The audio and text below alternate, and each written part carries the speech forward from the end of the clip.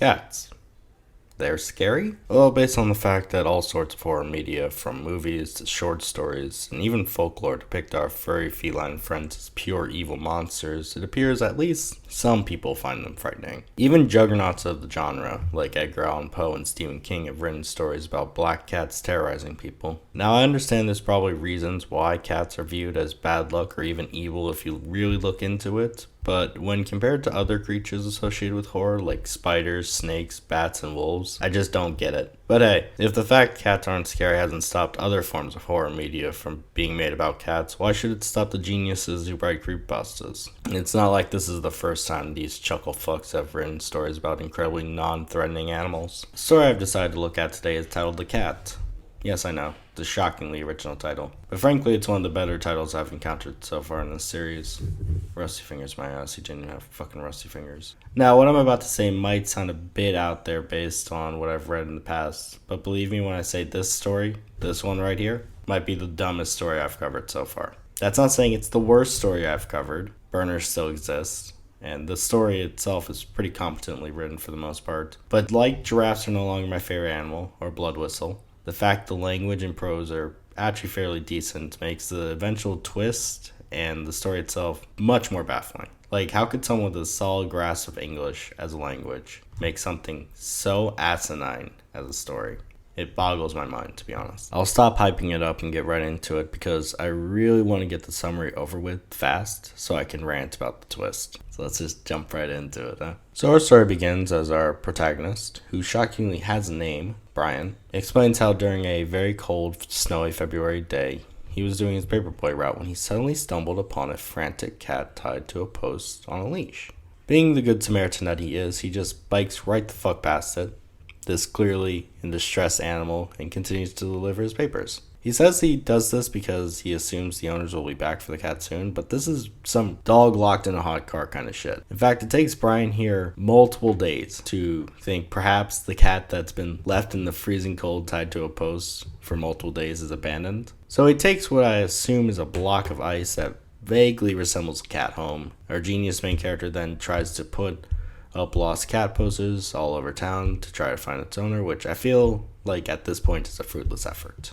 Brian then describes how weird the cat is. It eats its food whole, it's got a healed sewn-up incision on its stomach where the protagonist believes that he's been operated on in the past. Remember this for later. Oh, and it stares unblinking at him at night, occupied by a repetitive mechanical clicking noise. You know, normal cat stuff. This unnerves Brian, but he thinks it's just a glitch and moves on with his life. He continues to talk about how his new cat doesn't really do normal cat things like attacking other pets or bringing dead animals into the house, and he doesn't even go to the bathroom, apparently. Once again, no red flags here. So a month passes and no one calls to claim the cat, which I can't say I'm shocked by.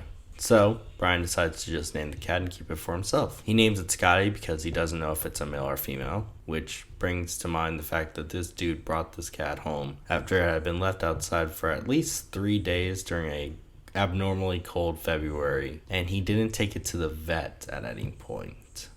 Well, that also ruined the twist, so moving on, Brian explains how immediately after he named Scotty, the cat became his primary source of comfort, venting to it during exams or after arguments or during bad days in general. Which is pretty odd to me because at no point before this was it even hinted that Brian is a lonely person or that he doesn't have any friends or family to talk to. It's very bizarre to have this fairly important detail just dropped on the audience halfway through the story. Moving on, Brian points out after he took Scotty in, weird things started to happen around his house. The primary example being the fact that sometimes his front door would be unlocked when he could have sworn he locked it beforehand. He suspects some kind of burglary, but finds that none of his belongings have been stolen. So he decides not to call the police. Brian has apparently never seen that Japanese video of that homeless lady secretly living in some dude's house. Then shit gets real when Brian wakes up one morning and finds a note next to his pillow. On the note, in scratchy handwriting, are the words, "Did you sleep well, Brian? I was watching you." Brian, understandably, starts freaking the fuck out at this point, checking all of his windows and doors to see if they're all locked, and they are. That's when something pops into his brain, and it's when the second stupidest point in the story begins. So instead of assuming that someone at some point had broken into his house and was living in his crawl space or something, Big Brain Brian here unironically starts to believe that Scotty, a fucking cat with no concept of language or opposable thumbs, wrote him an intelligible letter, then neatly placed it next to him on his pillow without waking him up.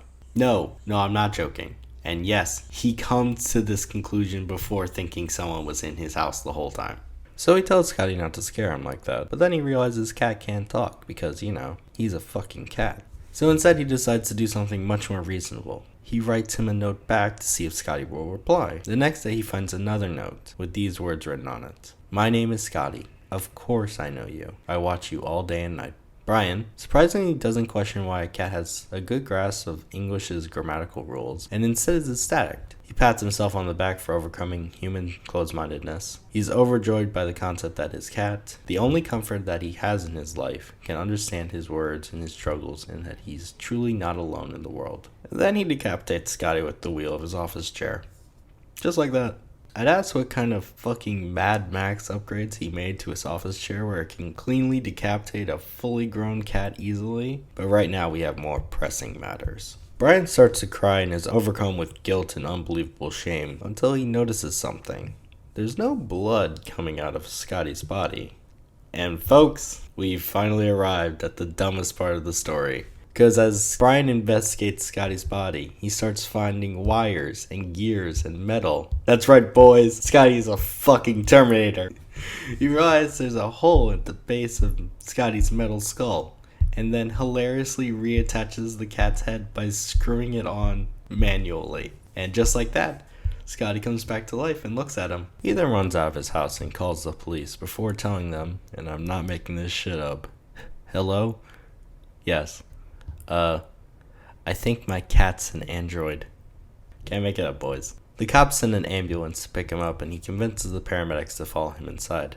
They find Scotty doing random cat shit, and the paramedics think our protagonist is crazy. So to calm their suspicion, he calmly grabs and twists his cat's head off. This convinces the paramedics to go and get police to investigate this. He stays at the police station for 3 days as the cops search his house. When he and his landlord go back to the house, the cops inform Brian that while they were doing a search, an unknown man had escaped through a window in the garage, leaving behind a bloodied knife and a tablet of some kind, which is revealed to have been used to control the cyborg cat that Brian had been living with for at least a month, probably longer. To the surprise of only the protagonist at this point, it's revealed that the clicking sound that he had been hearing while Scotty watched him at night was a camera lens, and Scotty had been recording him while he slept. So yeah, the incision on Scotty's chest had been made by whoever was controlling Scotty, so he could insert mechanical bits into him so he could control him. And the robot had been made to be incredibly lifelike and realistic. Brian is smacked in the face as the police reveal a final item that had been found on his pillow after the police had taken Scotty's body away. It read,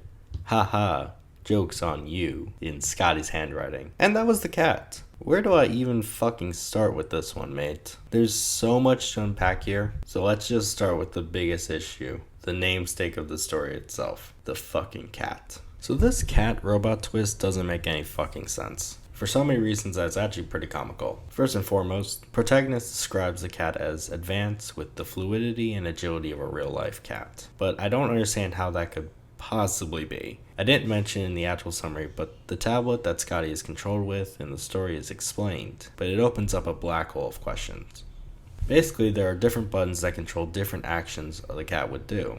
The two examples given are one button opens the eyes and one button lifts the leg. So it can be assumed that there are dozens of different buttons that control the cat's mouth, its tail, all 4 of its legs, its ears, all that shit. Now, I don't know if any of you watching have ever actually watched a cat, but they're very active animals. Everything about them is always moving, and they're always moving a mile a minute. So how is this random schmuck controlling the cat with its really inefficient button system, so well to the point that Brian here just can't tell if it's a robot or a real cat. The dude either has 6 arms or has the fastest hands in the West, because this sounds actually fucking impossible. On top of that, how the fuck did the creator of the cyborg even do this? How did this random stalker dude make a robot so advanced that it can mimic the movements of a real cat down to the T? That's like government grade technology, and apparently it was made by this one guy so he could spy on someone with his cat droid. The setup of this story is so fucking dumb when you really actually think about it for a minute.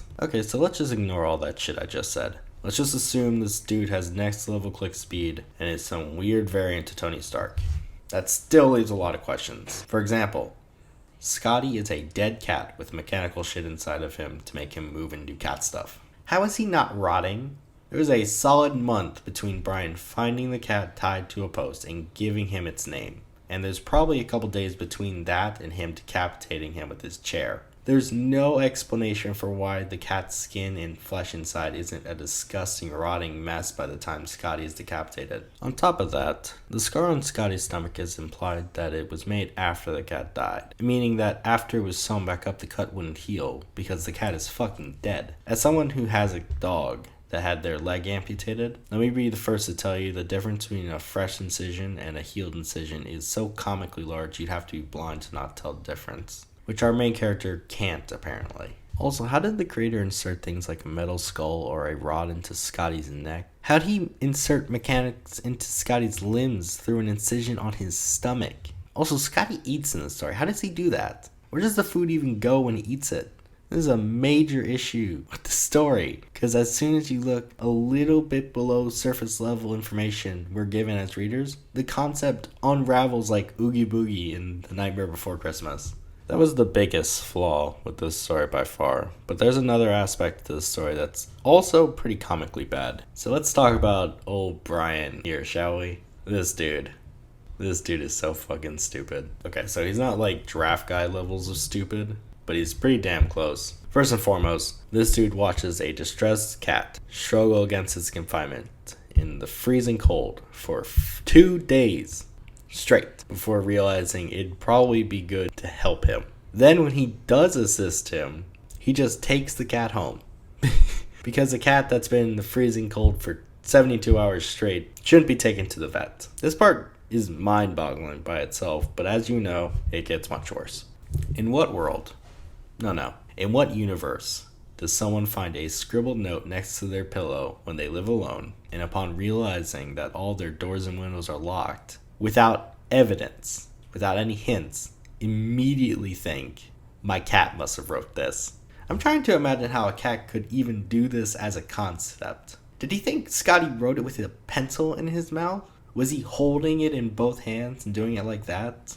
How would he even know what periods and commas are? I'm honestly at a loss for words. This character's front door is unlocked seemingly all the time. He knows that. He even considered calling the police about it. So why on God's green earth did he not just assume someone was hiding in his house? There are so many little moments where Scotty's clearly unnatural behavior is described by Brian himself. From him not hunting birds, him not swallowing his food. In the words of Mr. GG himself, he saw all the red flags and treated them like fucking checkpoints. Frankly, him thinking his cat can talk almost overshadows the cat being a fucking cyborg in sheer stupidity. I got one more point I'd like to make before I wrap this review up. One that annoys me more than the story itself, frankly. How in the crispy fuck is this dumb shit still on the wiki? Not only is it still on the wiki somehow, none of the comments on the posts on the wiki or on the YouTube reading rate this story any lower than an 8 out of 10. Am I fucking high right now? How the fuck is no one talking about how none of this makes any sort of sense in any way? And it's not like this is just random schmucks who give this story praise. Cade Bannon-Kellum, the writer of the 2015 Jeff the Killer remake, praised this story as well. Like, what the fuck is happening in the world?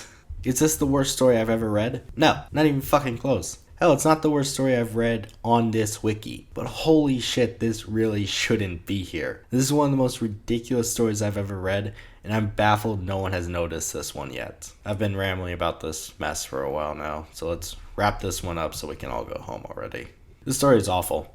I'm not going to sugarcoat it. It's not terribly written or offensive for the sake of it, like many other terrible creepypastas are. But like Watch for Wandering Towers or Giraffes are no longer my favorite animal, the concept is so brain dead, so dead on arrival, that no amount of verbiage or prose could possibly save it. This story is about a stalker who builds a hyper-realistic cyborg cat to stalk some random loser. How am I supposed to take any of this seriously? I gave it a 3.5 out of 10. It's a nonsensical story with an annoyingly stupid protagonist and a twist that falls apart like string cheese the moment you put any critical thought towards what is being presented. Absolute cat shit. Anyway, thank you all for watching. As always, like, comment, and subscribe.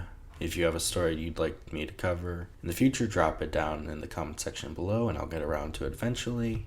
I have a Discord now, which will be in the links below, and I'll see you guys next time.